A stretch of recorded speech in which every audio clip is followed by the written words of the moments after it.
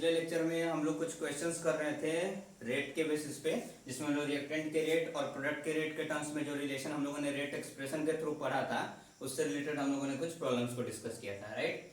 तो वो हमारा कुछ 2-3 प्रॉब्लम हम लोग डिस्कस किया था, जिससे आपको कुछ कॉन्सेप्ट्स मिला होगा कि कैसे हम लोग का अगर रिएक्टेंट का डिसअपियरेंस का रेट दिया हुआ रहेगा तो प्रोडक्ट का कैसे कैलकुलेट करेंगे, ये सब, ठीक है। तो वो सब तो थोड़ा सा हमारा नीचे का बेसिक का है। अभी हम लोग अपने नेक्स्ट टॉपिक की तरफ प्रोसीड करते हैं, जो कि हमारा रेट लॉ। ये हमारा काफी ज्यादा इंपॉर्टेंट टॉपिक है और आगे जो भी रेट ऑफ रिएक्शन हम लोग पढ़ेंगे बेसिकली इसी लॉ के बेसिस पे हम लोग उसको एक्सप्लेन करेंगे, राइट। तो ये लॉ हम लोग को अच्छे से समझ में आना चाहिए। चलिए देखिए, तो हम लोग स्टार्ट करते हैं अपना रेट लॉ। देखिए ये एक लॉ है, नाम से क्लियर है। और ये लॉ किसके बारे में है भाई? तो ये रेट के बारे में, that is rate of reaction के बारे में। तो इस लॉ के अंदर में हम लोग पढ़ते क्या चीज है? तो ये लॉ जो है बेसिकली ये effect of concentration of reactant on rate बताता है। जैसे कि रिएक्टेंट का कंसंट्रेशन हमारा अगर चेंज कर देते हैं हम लोग, तो रेट ऑफ रिएक्शन पे क्या चेंज पड़ता है, यही हम लोग कौन से लॉ में पढ़ते हैं? रेट के लॉ में पढ़ते हैं।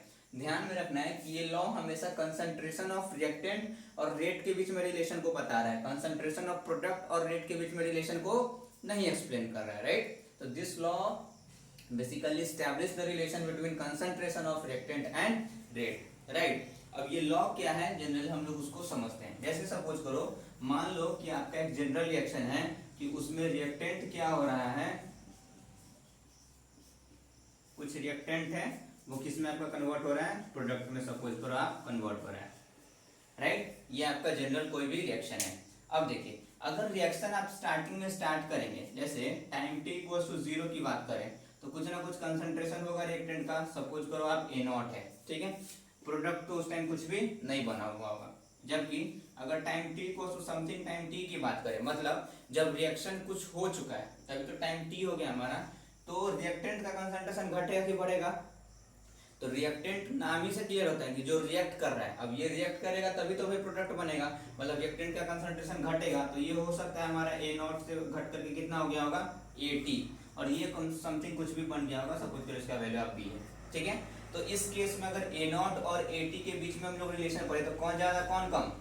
तो स्टार्टिंग में ऑब्वियसली रिएक्टेंट का कंसंट्रेशन हाई होता है, जैसे जैसे टाइम लैप्स होता है, मतलब रिएक्शन होता है, तो रिएक्टेंट का कंसंट्रेशन घटता है और उसी टाइम पे प्रोडक्ट का कंसंट्रेशन क्या होता चला जाता है? हमारा बढ़ते चला जाता है। That means A0 will be greater than AT, ये तो हमेशा होगा। फिर कुछ दूर और आगे का रिएक्शन हुआ समथिंग टाइम t डैश तक के लिए, तो फिर हमारा रिएक्टेंट का कंसंट्रेशन और घट जाएगा।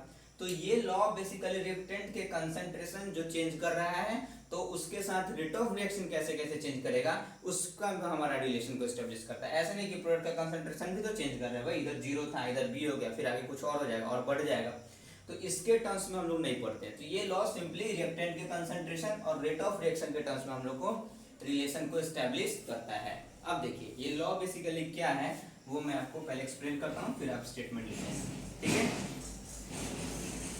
इस लॉ के अकॉर्डिंग, रेट लॉ के अकॉर्डिंग, जो रेट ऑफ रिएक्शन होता है अकॉर्डिंग टू दिस लॉ, या अकॉर्डिंग टू रेट लॉ,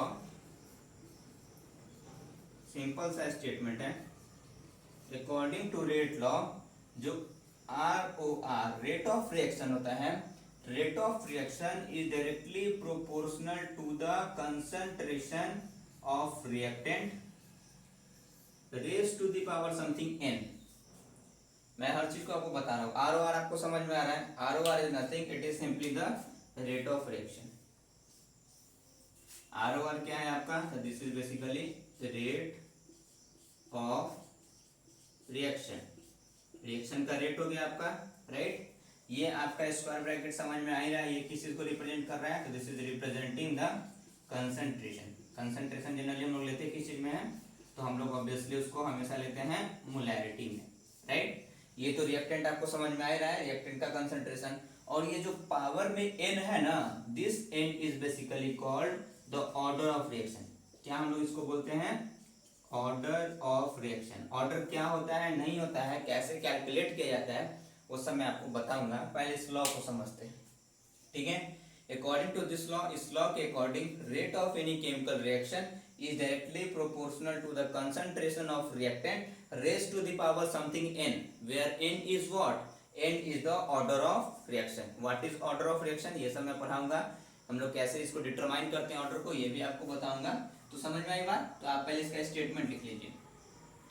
तो लिखिए according to this law, according to this law rate of any chemical reaction, according to this law rate of any chemical reaction is directly proportional, rate of any chemical reaction is directly proportional to the concentration of reactant, to the concentration of reactant raised to the power something n, is directly proportional to the concentration of reactant raised to the power something n, where n is the order of reaction। जहाँ पे n क्या चीज है हमारा, तो n is nothing, it is simply the order of reaction, right?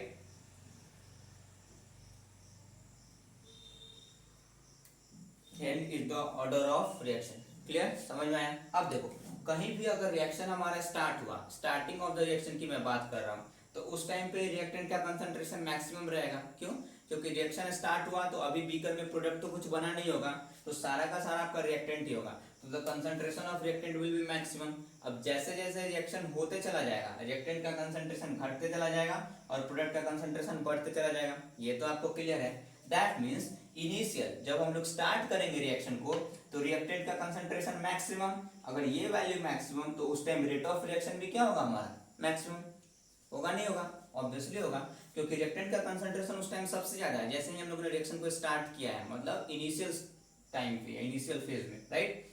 तो reactant का concentration काफी ज्यादा हाई होगा तो उस टाइम रेट ऑफ रिएक्शन भी हमारा क्या होगा, काफी ज्यादा हाई होगा। जबकि जैसे जैसे हमारा रिएक्शन होता चला जाएगा तो रिएक्टेंट का कंसंट्रेशन रेगुलरली डिक्रीज करता है, आपको पता है, और प्रोडक्ट का कंसंट्रेशन इंक्रीज करता है। तो रिएक्टेंट का कंसंट्रेशन रेगुलरली डिक्रीज करता चला जाएगा। अब रिएक्टेंट का कंसंट्रेशन घटेगा तो उसे डायरेक्टली प्रोपोर्शनल है रेट ऑफ रिएक्शन, मतलब रेट ऑफ रिएक्शन भी हमारा क्या होता चला जाएगा, डिक्रीज करते चला जाएगा। अरे हाँ या नहीं? ऐसा ही कुछ होगा। तो जनरल ट्रेंड क्या होता है किसी भी केमिकल रिएक्शन में, since starting of the reaction के टाइम पे रिएक्टेंट का कंसंट्रेशन काफी ज्यादा हाई होता है, तो जब रिएक्शन स्टार्ट ही हुआ है तो उस टाइम रेट भी काफी ज्यादा हाई होगा। जबकि जैसे जैसे रिएक्शन आगे की तरफ प्रोसीड करेगा तो since concentration of reactant is decreasing the rate of reaction will also decrease. This is a general trend of any chemical reaction. ऐसा ही होता है कि रिएक्शन स्टार्ट होगा तब रेट उसका काफी स्पीड में हमारा रिएक्टेंट प्रोडक्ट में कन्वर्ट करते चला जाएगा, लेकिन जैसे जैसे टाइम लैप्स होगा, कुछ देर रिएक्शन हो जाएगा तो अपने आप से रिएक्टेंट का प्रोडक्ट में कन्वर्जन का रेट या स्पीड क्या होता चला जाएगा, रेगुलरली डिक्रीज कर जाएगा। इस लॉ से तो यही पता चल रहा है हम लोग को, हाँ या नहीं? हाँ। तो रिएक्टेंट का कंसंट्रेशन से रेट ऑफ रिएक्शन क्या होता है, डायरेक्टली प्रोपोर्शनल, बट रिएक्टेंट का concentration to the power n, where n is what, order of reaction. For any कोई भी एक केमिकल पार्टिकुलर केमिकल रिएक्शन के लिए ऑर्डर फिक्स होता है, वो चेंज नहीं करता है, ठीक है? वो मैं आपको डिटेल में ऑर्डर के बारे में बताऊंगा, एक्सप्लेन करूंगा। अभी आप इसको सिंपली समझे, n is what, the order of reaction, right? अब जरा देखो आप, हम लोग इसको प्रोपोर्शनलिटी के साइन को हटाएंगे तो कांस्टेंट आएगा, तो उससे हमारा एक एक्सप्रेशन डेवलप कर जाएगा। मैं इसको इरेज कर रहा हूँ, आप कॉपी कर लेना। अब जरा देखो आप, तो ROR is directly proportional to the square bracket represents concentration of reactant raised to the power something n, where n is order of reaction। अगर हम लोग इसको प्रोपोर्शनलिटी के साइन को हटाते हैं तब आ जाएगा रेट ऑफ रिएक्शन। प्रोपोर्शनलिटी का साइन हटाएंगे तो इक्वल टू का साइन आ जाएगा हमारा, और जैसे इसको हटाते तो कांस्टेंट लाते हैं, that constant is basically k times the concentration of reactant raised to the power n, right? तो ये मैथमेटिकल एक्सप्रेशन हमारा लास्ट आया है। ROR इज व्हाट, आपको पता है, रेट ऑफ रिएक्शन। यहाँ जो K आया आपको पता है कांस्टेंट है, क्योंकि प्रोपोर्शनलिटी के साइन को इक्वल टू में बदलने के लिए हम एक कांस्टेंट को यूज करते हैं, and that constant is basically called as the rate constant. इस कांस्टेंट को कौन सा कांस्टेंट हम लोग बोलते हैं, रेट कांस्टेंट। कौन सा कांस्टेंट है, K, रेट कांस्टेंट। ये स्क्वायर ब्रैकेट आपको समझ में आ रहा है, कंसंट्रेशन है, ये तो रिएक्टेंट का कंसंट्रेशन, और इन आपको पता ही है व्हाट, ये क्या है आपका, order of reaction, right? Clear? आई बात समझ में? तो किसी भी रिएक्शन में ऐसा ही कुछ होता है। ध्यान देने वाली बात यहाँ पे ये है मैं ऑर्डर के बारे में आपको एक्सप्लेन करूंगा कि ऑर्डर क्या होता है नहीं होता है।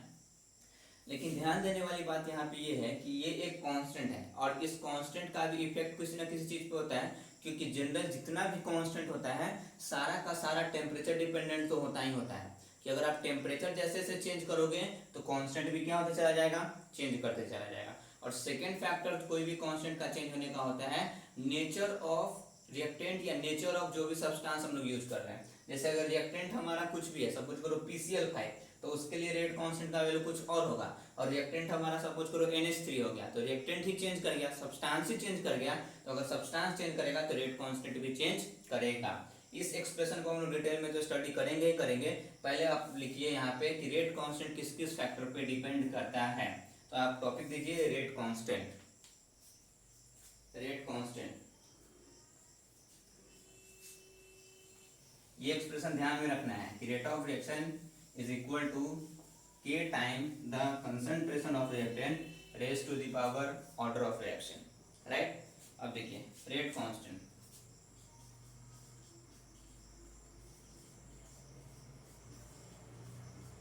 किसी से रिप्रेजेंट करते हैं हम लोग इसको, K से। अभी हम लोग ने जस्ट देखा है कि रेट ऑफ रिएक्शन के टर्म्स में रेट कांस्टेंट का क्या रिलेशन है, तो ROR it is equal to K times that is rate constant times the concentration of reactant raise to the power its order. यही हमारा दैट मीन्स कि अगर रेट कांस्टेंट हमारा क्या होगा, चेंज करेगा, तो रेट ऑफ रिएक्शन भी क्या करेगा आपका, चेंज करेगा। और इन दोनों में कैसा रिलेशन है, डायरेक्टली प्रोपोर्शनल की इनवर्सली प्रोपोर्शनल का। तो ऑब्वियसली आपको दिख रहा है कि रेट ऑफ रिएक्शन और रेट कांस्टेंट में आपका कैसा रिलेशन है, डायरेक्टली प्रोपोर्शनल का। दैट मीन्स अगर रेट कांस्टेंट चेंज करेगा तो रेट ऑफ रिएक्शन भी चेंज करेगा। तो जिस भी केमिकल रिएक्शन के लिए रेट कांस्टेंट का वैल्यू हाईयर होगा तो उस केमिकल रिएक्शन का रेट ऑफ रिएक्शन भी क्या होगा, higher, because the rate of reaction is directly proportional to the rate constant. तो फर्स्ट पॉइंट तो रेट कांस्टेंट में लिखिए, greater is the rate constant, greater is the rate constant of any reaction, greater is the rate constant of any reaction, comma greater is the rate of reaction। जिस भी reaction का rate constant का value higher होगा उस reaction का rate भी क्या होगा, हमारा हायर होगा। आई बात समझ में, ठीक है, क्लियर। जिसके लिए K का वैल्यू हायर उसके लिए रेट ऑफ रिएक्शन का वैल्यू भी हायर। तो कहीं पे अगर K मान लीजिए रेगुलरली इंक्रीज करता चला जा रहा है तो रेट ऑफ रिएक्शन भी उस केस में रेगुलरली क्या करता चला जाएगा, हमारा इंक्रीज करता चला जाएगा, राइट। अब देखिए अगर रिएक्शन हमारा चेंज नहीं हो रहा है फॉर एनी पार्टिकुलर रिएक्शन, किसी पार्टिकुलर रिएक्शन के लिए रेट कांस्टेंट का वैल्यू भी फिक्स होगा। ऐसा नहीं कि जैसे मान लो आप फॉर एग्जांपल कोई भी कांस्टेंट का यही प्रॉपर्टी होता है कि वो नेचर ऑफ सब्सटेंस पे डिपेंड करता है और टेम्परेचर पे, दो चीज पे तो डिपेंड करता ही है। तो आप लिख लो इफेक्ट ऑफ रेट कांस्टेंट या factors affecting rate constant, factors affecting rate constant, factors affecting rate constant कि रेट कांस्टेंट कौन कौन से फैक्टर पे डिपेंड करता है। तो कोई भी जो कांस्टेंट होता है वो कांस्टेंट दो चीज पे तो हमेशा आपका डिपेंड करेगा। फर्स्ट डिपेंडेंसी उसका रहता है टेम्परेचर पे, कि अगर आप टेम्परेचर को चेंज करोगे तो कोई भी कांस्टेंट का वैल्यू चेंज करेगा, चाहे वो आपका रेट कांस्टेंट है चाहे कोई भी कांस्टेंट है, राइट, जनरल। और जब ये ट्रू नहीं है फिर भी कैजुअली जितना भी लोग प्रोपोर्शनलिटी के साइन को हटा करके कांस्टेंट लाते हैं वो टेम्परेचर डिपेंडेंट होता ही है।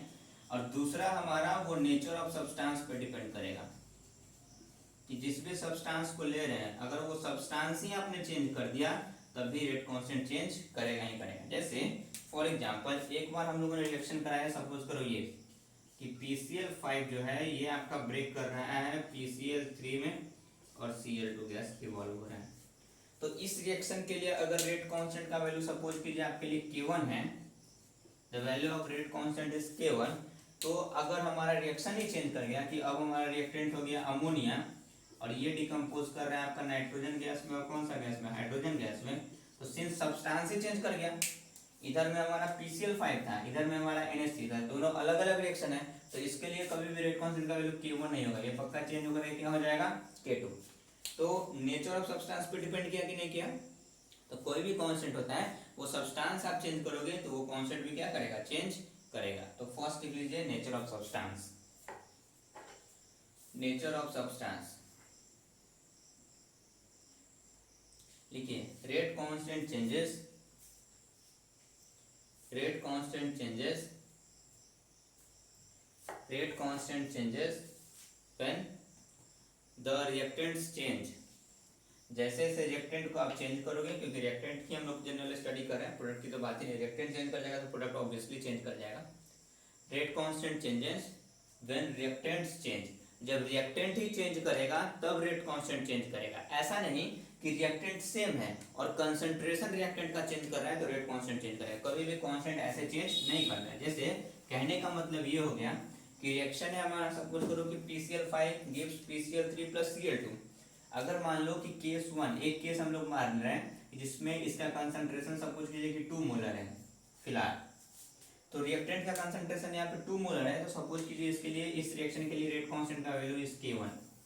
तो ऐसा नहीं है कि रिएक्टेंट का कंसंट्रेशन अगर किसी दूसरे जगह पे या इसी केस में हम लोग उसको बढ़ा करके 5 मोलर कर दें या चेंज कर दें रिएक्टेंट का कंसंट्रेशन, तो ऐसा नहीं है कि रेट कांस्टेंट K2 हो जाएगा, ऐसा कभी भी नहीं होगा। अभी भी रेट कांस्टेंट का वैल्यू हमारा क्या होगा, तो अभी भी रेट कांस्टेंट का वैल्यू हमारा K1 ही होगा।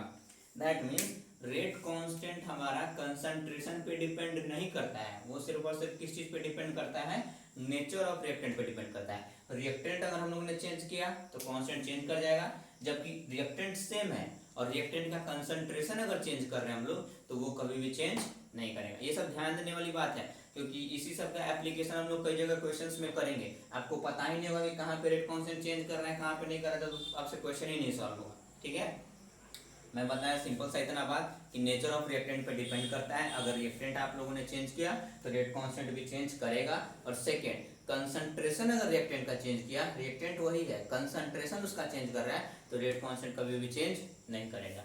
तो इसी में नोट करके लिख लीजिए, the value of rate constant, the value of rate constant, the value of rate constant does not change,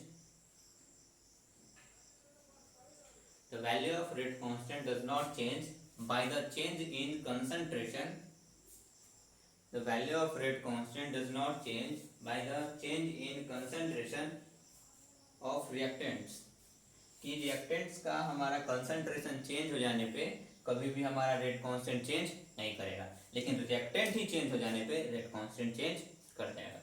right, second लिखिए, टेम्परेचर किस फैक्टर पे डिपेंड करता है हमारा, temperature. Effect of temperature on rate constant, कि टेम्परेचर के change करने से रेट कांस्टेंट कैसे चेंज करता है, ये हम लोग पढ़ते हैं आर्हेनियस इक्वेशन से, जो इस साल आपके सिलेबस से हटा दिया गया है। ठीक है, फिर भी हम लोग उसको थोड़ा सा स्टडी करेंगे, वहाँ पे हल्का सा हम लोग को स्टडी करेंगे तो वहाँ पे आपको पता चलेगा। यहाँ पे सिंपली आप ये लिख लें कि bye the change of temperature, temperature वाले में, by the change of temperature of any particular reaction, by the change of temperature of any particular reaction, किसी भी रिएक्शन में अगर हम लोग टेम्परेचर को चेंज करेंगे तो the rate constant will change. By the change of temperature in any particular reaction rate constant changes.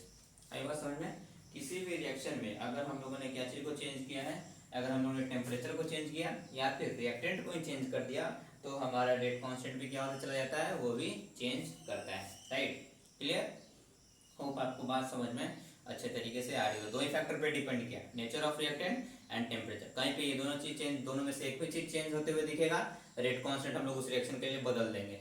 जबकि अगर एक ही रिएक्टेंट है उसका कंसंट्रेशन चेंज करते रहेगा तब हम लोग रेट कांस्टेंट को चेंज नहीं करेंगे। राइट, क्लियर, होप आपको ये सब बातें समझ में आ रही है। ठीक है, चलिए अब हम लोग पढ़ते हैं ऑर्डर के बारे में। लिखिए ऑर्डर ऑफ रिएक्शन, क्योंकि जब तक हम लोग सारा टर्म इसका नहीं समझेंगे रेट लॉ का, तब तक हम लोग रेट लॉ को नहीं पढ़ सकते ना। ऑर्डर ऑफ रिएक्शन,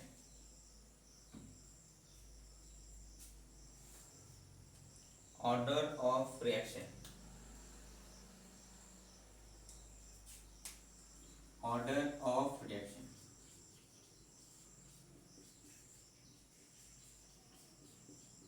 जिसको हम लोगों ने भी किसी से डिनोट किया था, स्मॉल एन से।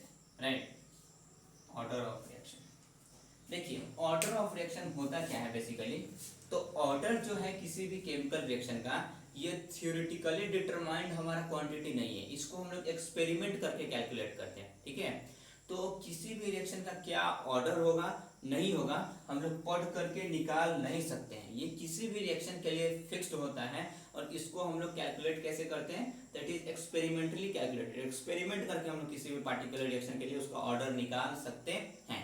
अब सिंस हम लोग यहाँ पे एक्सपेरिमेंटल स्टडी तो कर नहीं रहे हैं, थियोरेटिकल स्टडी कर रहे हैं, तो ऑर्डर ऑफ रिएक्शन हम लोग को पता होना चाहिए, ठीक है, वो हम लोग को नोन रहेगा, या फिर अगर नहीं भी नोन रहेगा तो कुछ ऐसा चीज हम लोग को दिया रहेगा जिससे हम लोग आसानी से ऑर्डर कैलकुलेट कर सकते हैं, राइट। तो it is not a theoretically calculated quantity जिसको हम लोग कैलकुलेट अपनी तरफ से कर सकते हैं, एक्चुअल में it is experimentally calculated quantity, ये हमेशा एक्सपेरिमेंट से ही कैलकुलेटेड रहता है। तो लिख लीजिए इसमें कि ऑर्डर ऑफ रिएक्शन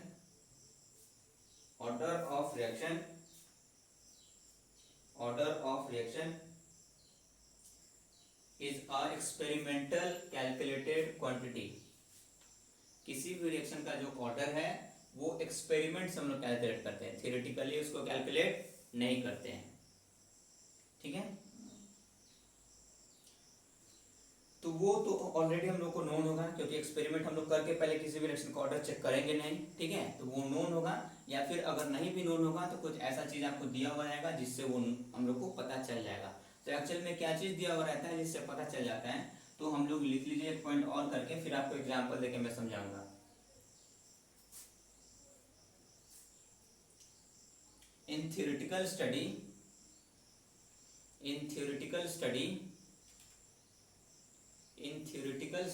मतलब जब हम लोग थ्योरी पढ़ेंगे तो order can be determined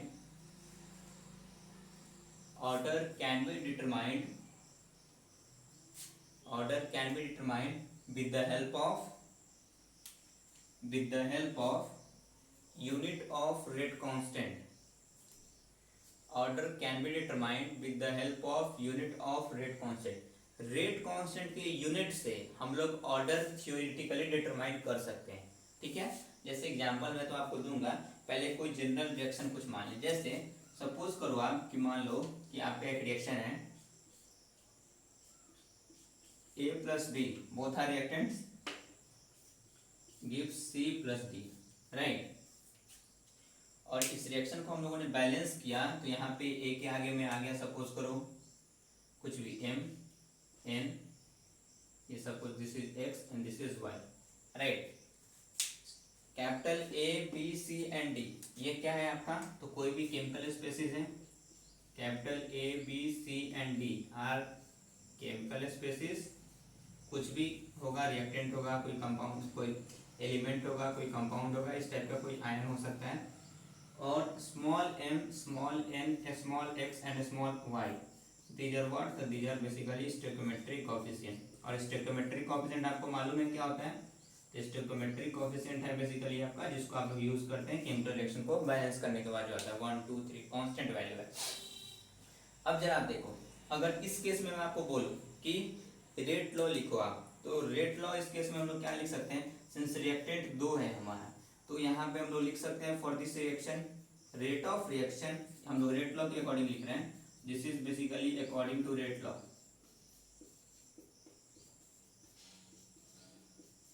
according to rate law. तो rate of reaction is equals to क्या लिख सकते हैं, इस रिएक्शन का जो रेट कांस्टेंट होगा, suppose it is at K into concentration of reactant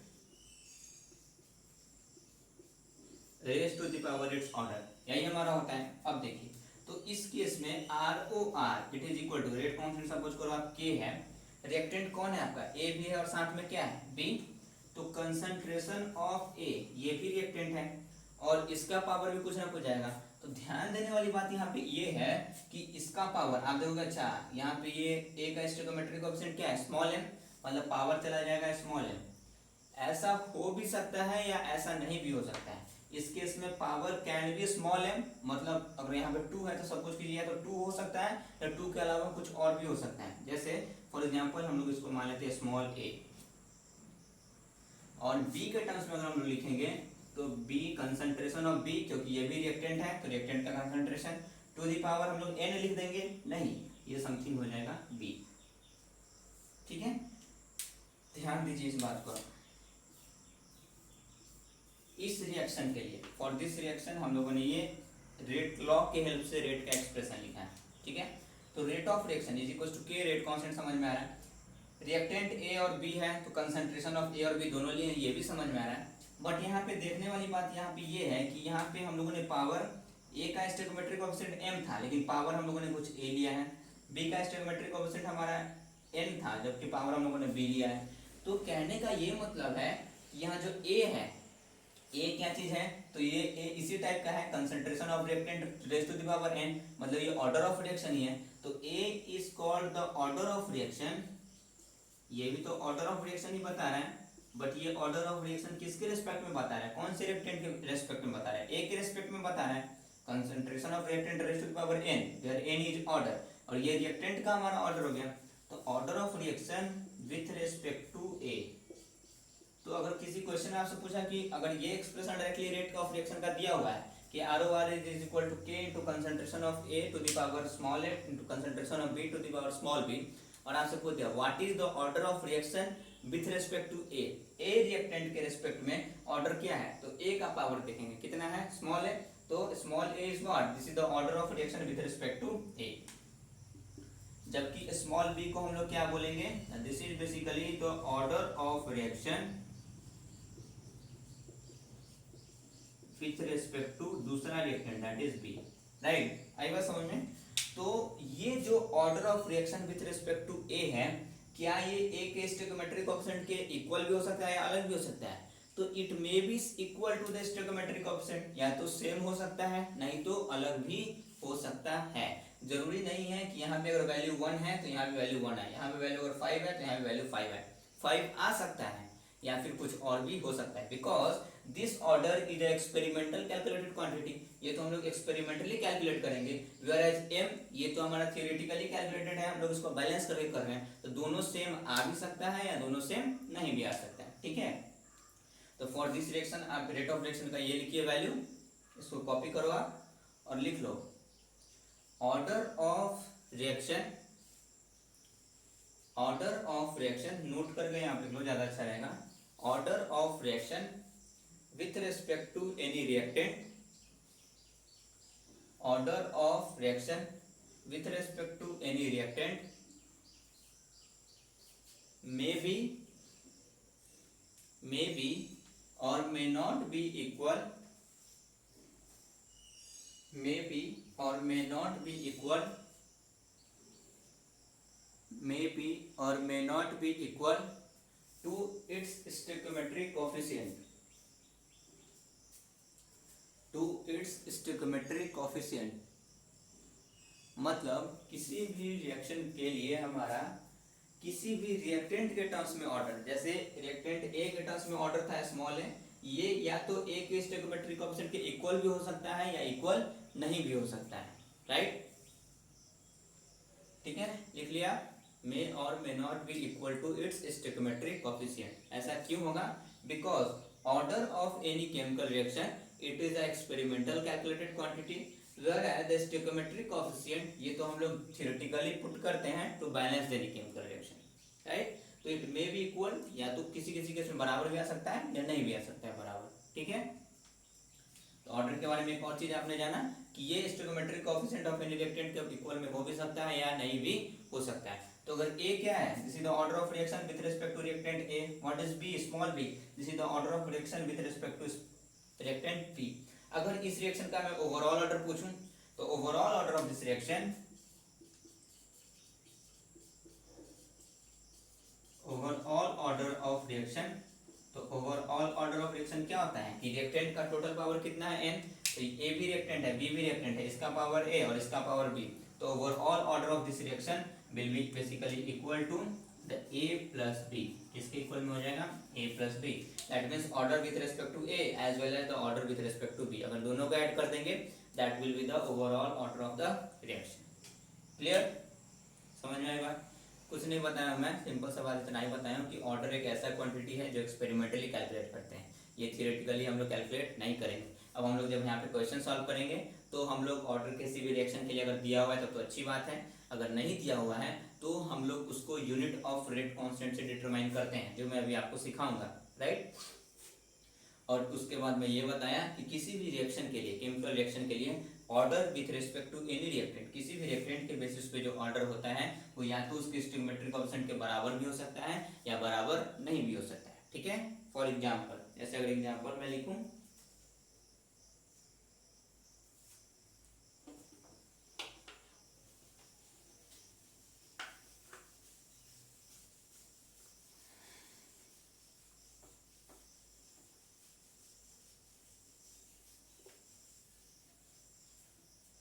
जैसे फॉर एग्जांपल मान लो आप कि कोई केमिकल रिएक्शन आपको ये दिया हुआ है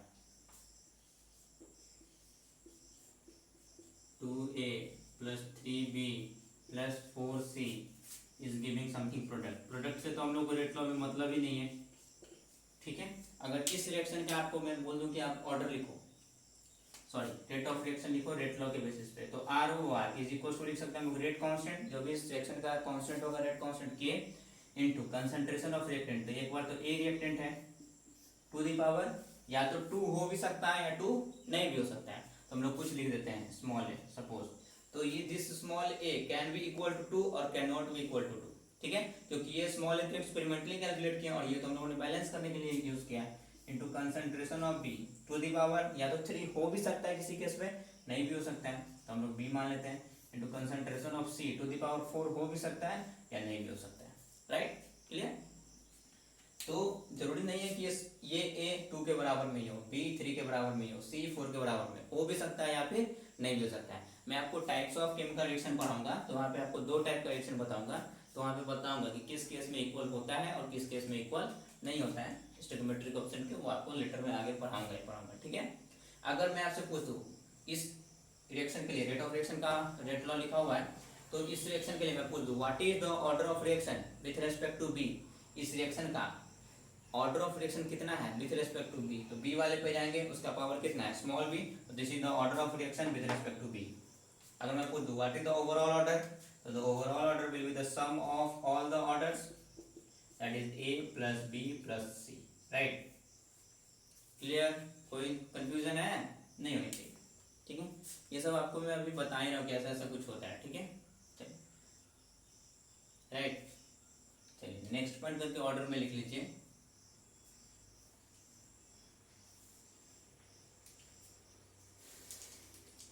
order of any reaction, order of any reaction, order of any reaction may have any value, किसी भी रिएक्शन के लिए ऑर्डर का कोई भी वैल्यू हो सकता है, या तो वो पॉजिटिव हो सकता है नेगेटिव ऐसे नहीं होता है, जनरली हम लोग पॉजिटिव वाले के बारे में स्टडी करते हैं, कहने का मतलब हमारा 2 हो सकता है 3 हो सकता है या फिर 0 हो सकता है या फिर फ्रैक्शन में भी हो सकता है, ठीक है। तो लिख लो आप कि order of any reaction may be 0, may be 0, negative generally नहीं होता है हमारा, मे बी 0,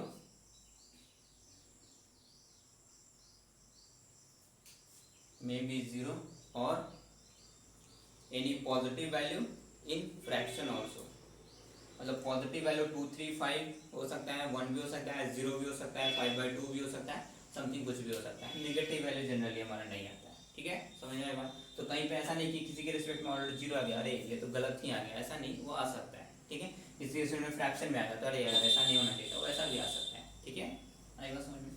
तो ऑर्डर के बारे में वो आपको समझ में आई होगी बात, ये एक्सपेरिमेंटल कैलकुलेटेड क्वांटिटी है, किसी भी रिएक्शन में ये स्टोइकियोमेट्रिक कोएफिशिएंट के इक्वल में हो भी सकता है रिएक्टेंट के, या नहीं भी हो सकता है हमारा, और हमारा ऑर्डर का कोई वैल्यू हो सकता है 0 + 2 + 5 + 5/2 + 3/2 समथिंग लाइक दैट, क्लियर, आई बात समझ में। और हम लोग अभी थियोरेटिकली कैसे इसको हम लोग कैलकुलेट करेंगे वही हम लोग अभी देखते हैं। तो आप टॉपिक लिखो calculation of order of reaction, experiment तो करके हम लोग कैलकुलेट नहीं करेंगे, थियोरेटिकली हम लोग को जानना है।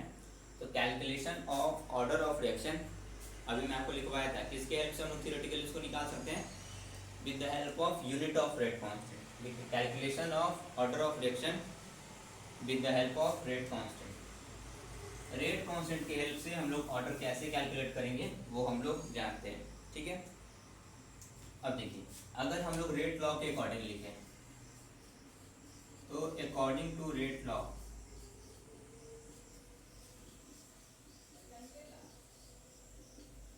अकॉर्डिंग टू रेट लॉ के अकॉर्डिंग हमारा क्या होता है, हम लोग जनरल क्या लिख सकते हैं कि rate of any reaction this is equal to the rate constant that is k into concentration of reactant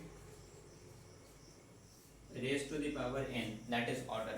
किसी भी रिएक्शन के लिए जनरल हमारा यही होता है, पता नहीं होता है, यही होता है। अब जरा देखो आप, तो ROR it is equal to k times the concentration of reactant raise to the power n। अगर हम लोग यहाँ से यूनिट ऑफ k को फाइंड करने की कोशिश करें, दैट इज रेट कांस्टेंट की यूनिट को फाइंड करने की कोशिश करें यहाँ पे, तो कैसे हम लोग कैलकुलेट कर सकते हैं, तो आसान है कैलकुलेट करना। तो फाइंड करो आप, कैसे कैलकुलेट करेंगे, तो किसी का अगर यूनिट फाइंड करना है तो उसको एक तरफ छोड़ देंगे, बाकी को दूसरे तरफ कर देंगे। तो k का फाइंड करना है तो k को आप उसी तरफ छोड़ दो, बाकी reactant to the power n को इस तरफ ले आओ। सिंस k के साथ ये मल्टीप्लिकेशन में है तो इधर आएगा तो डिवीजन में हो जाएगा, तो k आपका एक ही तरफ हो गया, इधर हो गया आपका rate of reaction divided by, क्योंकि मल्टीप्लिकेशन में इधर आएगा डिवीजन में, divided by the concentration of reactant raise to the power n, right. अब हम लोग को इसका यूनिट फाइंड करना है तो सारे का यूनिट लिखिए। रेट ऑफ रिएक्शन का क्या यूनिट होता है, तो रेट ऑफ रिएक्शन क्या होता था भाई, आपको अगर ध्यान होगा तो ROR this is equal to the change in concentration of reactant या product upon change in time, यही ना होता था। तो ऊपर में चेंज इन कंसंट्रेशन मतलब ऊपर में आया था कंसंट्रेशन और नीचे में है टाइम, तो ऊपर में जाएगा तो टाइम इनवर्स, तो concentration into time inverse this is the unit of rate of reaction, आपको पढ़ा चुका हूं। तो रेट ऑफ रिएक्शन का यूनिट बेसिकली क्या होगा, this will be equal to the concentration, concentration can be molarity, molarity into क्या टाइम इनवर्स, तो concentration into time inverse this is the unit of what, rate of reaction divided by, यहाँ पे square bracket किसी को represent कर रहा है, concentration को, इसका यूनिट तो फिर से हो गया हमारा कंसंट्रेशन, लेकिन यहाँ पे कंसंट्रेशन का पावर कितना है हमारा n, कंसंट्रेशन का ही ना पावर n है। अब देखो आप, जब आपका बेस सेम होता है और दोनों चीज डिवीजन में होता है तो पावर हम लोग क्या कर देते हैं, सब्ट्रैक्ट कर देते हैं। तो आप इसको इस टाइप से लिख सकते हैं क्या, हम लोग इसको इस टाइप से लिख सकते हैं क्या, it can be written as concentration divided by, concentration to the power 1 लिख दिए इसको, divided by concentration to the power n और मल्टीप्लाइड बाई टाइम इनवर्स, दोनों तो सेम ही है। अभी भी कंसंट्रेशन इनटू टाइम इनवर्स ऊपर रह गया और नीचे concentration to the power n आ गया। अब देखो आप, यहाँ भी कंसंट्रेशन टू द पावर 1 और यहाँ पे concentration to the power n, base same है हमारा कंसंट्रेशन, तो पावर हम डिवीजन में तो पावर क्या कर देंगे, सब्ट्रैक्ट, तो ये क्या आ जाएगा आपका बेसिकली, तो concentration to the power, division में तो power subtract that is 1 minus small n into time inverse, so this is the unit concentration to the power 1 minus n into time inverse, this is the basically unit of rate constant, rate constant का यही unit है, concentration to the power 1 minus n into time inverse, right, clear, आएगा समझ में। तो rate constant का unit आपको समझ में आ गया, आसान है।